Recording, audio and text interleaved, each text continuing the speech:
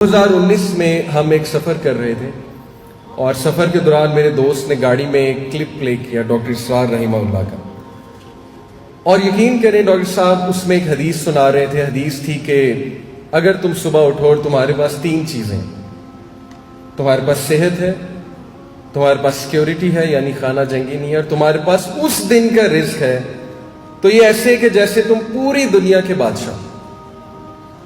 آپ یقین کریں میں نے اپنے دوستوں کو کہا کہ واللہ خدا کی قسم پتہ نہیں کتنی بار یہ حدیث سنی، لیکن جو اثر اس حدیث کا ڈاکٹر صاحب کی زبان سے سن کے ہوا ہے وہ اثر آج تک نہیں ہوا۔ اور بے شک زبانوں میں تاثیر اللہ رب العالمین کی طرف سے۔ میں نے ڈاکٹر صاحب سے کیا سیکھا؟ نمبر 1 عقیدہ، کریڈ، ٹھوس عقیدہ جو آج تک مجھے قائم رکھے ہوئے ہے، جو آج تک الحمدللہ مجھے موٹیویٹڈ رکھے ہوئے ہیں۔ اور جیسا کہ وہ آیت سورہ ابراہیم کی الم تر کیف ضرب اللہ مثلا کلمۃ طیبۃ کشجرۃ طیبۃ اصلھا ثابت وفرعھا فی السماء، کہ اللہ نے مثال دی اس شجر کی، اس پاک شجر کی جس کی جڑیں بہت مضبوط ہیں اور جس کی شاخیں آسمانوں کی بلندیوں کو چھو رہی ہیں۔ تو میں یہ سمجھتا ہوں کہ یہ عقیدہ مجھے سکھانے والے ڈاکٹر اسرار رحمہ اللہ۔ پھر لو فار قرآن، اللہ اکبر۔ مجھے ابھی تک یاد ہے کہ جب میں نے قرآن پڑھنا شروع کیا 2007 میں، تو ڈاکٹر صاحب کا ایک کلپ میرے سامنے سے گزرا جس میں وہ نصیحت کر رہے تھے کہ جب بھی تم قرآن پڑھو تو یہ دعا پڑھ لیا کرو۔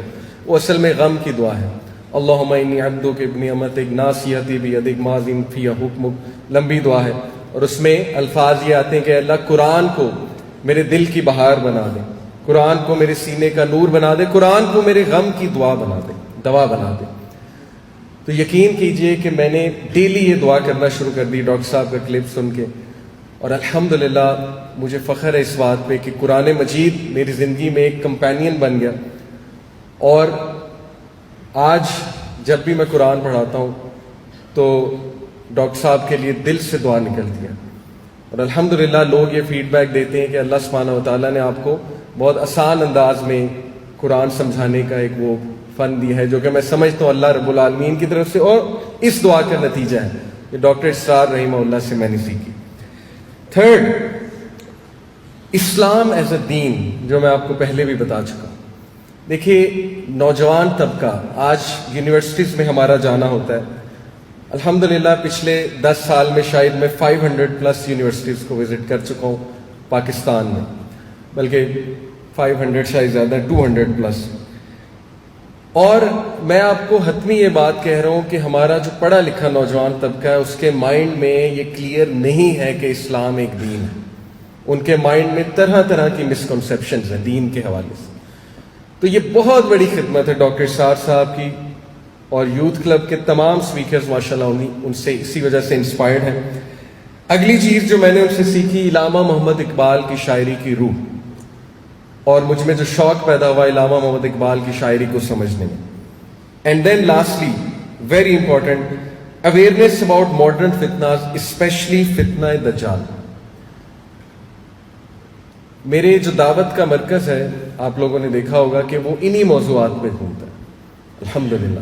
بلکہ آپ کو مزے کی بات بتاؤں کہ ہمارے حلقے میں یوتھ کلب میں ایک جوک مشہور ہے، کیونکہ فتنہ دجال کا جو ٹاپک ہے وہ نوجوانوں میں میری ایک پہچان بنا، اور اسی پہچان سے میں جانا چاہتا ہوں۔ تو ہمارے حلقے میں ایک جوک مشہور ہے کہ دجال سب سے پہلے آئے گا تو علی بھائی کا ضرور پوچھیں گے کہ علی بھائی کہاں ہے۔ Any way that was a joke. بتانے کا مقصد یہ ہے کہ میں نے ڈاکٹر صاحب کا دجال کے فتنے پہ لیکچر جب سنا تو یقین کریں میں اتنا افیکٹ ہوا کہ میں نے اس وقت دعا کی کہ اللہ نوجوانوں میں اس ٹاپک کی آگاہی، نوجوانوں میں اس ٹاپک کو فروغ دینا اور فتنہ دجال سے وارن کرنا، اے اللہ میں اس کو اپنی زندگی کا مقصد بنانا چاہتا ہوں، تو اے اللہ مجھے اس کی توفیق دے۔ جیسا کہ میں نے شروع میں بتایا کہ میری ڈاکٹر صاحب سے ملاقات بس ایک مصافحے کی حد تک ہے، اور یہ مصافحہ شفا میڈیکل کالج کی کانفرنس میں 2009 میں ہوا تھا۔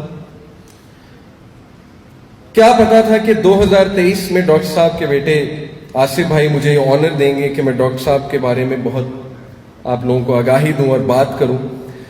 میں دعا کرتا ہوں کہ جنت میں جاؤں اور ڈاکٹر اسرار رحمہ اللہ سے خوب ملاقات کروں۔ بات کا اختتام ڈاکٹر صاحب کے ایک ایسے جملے سے کرتا ہوں جس نے ہمیشہ کے لیے میرا اور مجھ جیسے ہزاروں نوجوانوں کا مائنڈ سیٹ چینج کر دیا، جو کہ پلیجر کی لائف میں ڈوبے ہوئے تھے، ڈوپامین کے لائف میں ڈوبے ہوئے تھے، اور جن کے لیے مقصد صرف کھا لے پی لے جی لے تھا۔ وہ جملہ ان کے انڈیا کے ایک لیکچر سے اخذ شدہ ہے، انڈیا میں دیے گئے ایک لیکچر سے اخذ شدہ ہے۔ وہ جملہ ہے، اگر تم کسی کو دکھ میں دیکھو اور اس پوزیشن میں ہو کہ اس کی مدد کر سکو اور نہ کرو، پھر تم چاہے مفسر ہو، محدث ہو، نیک نہیں۔ تم عابد ہو سکتے ہو، زاہد ہو سکتے ہو، تم مفسر ہو سکتے ہو، محدث ہو سکتے ہو، لیکن نیک نہیں ہو سکتے۔ اللہ تعالیٰ ڈاکٹر صاحب کے درجات بلند فرمائے۔ جزاک اللہ خیر۔ سبحانک اللہم و بحمدک، اشہد ان لا الہ الا انت، استغفرک و اتوب الیک۔ والسلام علیکم و رحمۃ اللہ وبرکاتہ۔